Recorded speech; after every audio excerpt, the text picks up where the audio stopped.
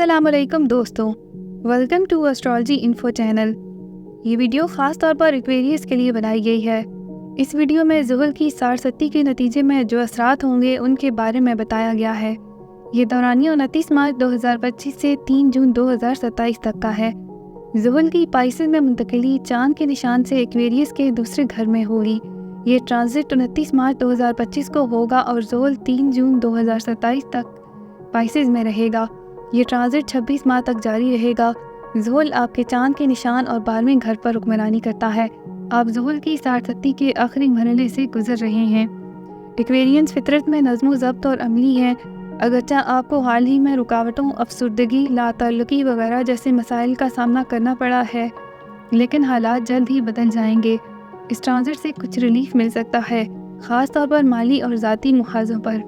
यहाँ तक कि अगर चैलेंजेस बरकरार रहते हैं तो आपकी फितरी क़ुव्वतें आपको इन पर आसानी से गुजर के जाने के काबिल बनाएंगी। मुराकबा, फितरत की सैर और अमन और अंदरूनी ताकत के लिए दुआ जैसे मशकों को शामिल करने पर गौर करें। आप साढ़सती के आखिरी मरहले में हैं, इसके लिए आपको पेशेवराना ज़िंदगी में भारी काम के बोझ की वजह से कुछ चैलेंजेस हो सकते हैं। काम और ज़िंदगी के तवाज़ुन को यकीनी बनाने के लिए एक वाज़ेह मंसूबा बनाएं। चूँकि ज़ुहल का असर अभी बाकी है, मोहतात रहें और अपने काम के माहौल में सब पर अंधा एतमाद ना करें। मुमकिन तौर पर आपकी मेहनत रंग लाएगी और इसके मुस्बत नताइज बरामद हो सकते हैं। अगर आप नौकरियां तब्दील करना चाहते हैं तो आप अभी आगे बढ़ सकते हैं, लेकिन जहाज़ कूदने से पहले नई कंपनी के बारे में कुछ तहकीक करें। ऐसा करने से आपको बाखबर फैसले करने में मदद मिल सकती है।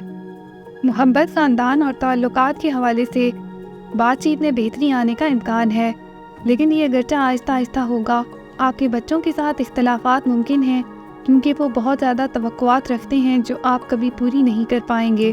बातचीत के दौरान सख्त अल्फाज इस्तेमाल करने से गुरेज करें। बहन भाइयों के रिश्ते भी शायद अब ज़्यादा दोस्ताना ना रहें।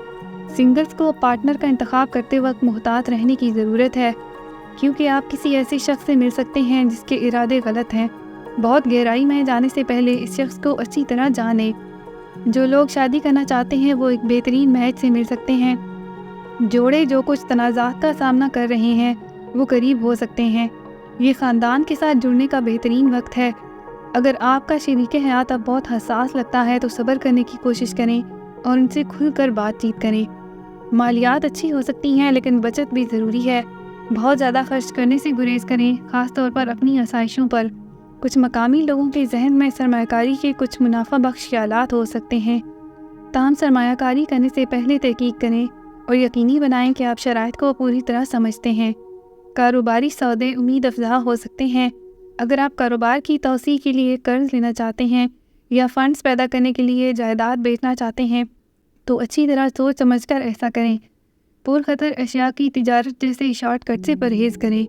तलबा को अच्छे नंबर हासिल करने पर तवज्जो देनी चाहिए। जो लोग बैरून मुल्क तालीम हासिल करना चाहते हैं वो कामयाब हो सकते हैं। मुस्बत रहें और हौसला अफजाई रखें। वाज़े अहदाफ तय करने की कोशिश करें और खलफिशार से बचें। थोड़ी मेहनत और साबित कदमी से रुकावटों को दूर किया जा सकता है। आपकी सेहत बेहतर हो सकती है। दायमी हालात में मुब्तला अफराद को मोहतात रहना चाहिए। एक अच्छे डाइट प्लान पर अमल करें। तेज़ चलना, योगा या मुराकबा बाकायदगी से करें।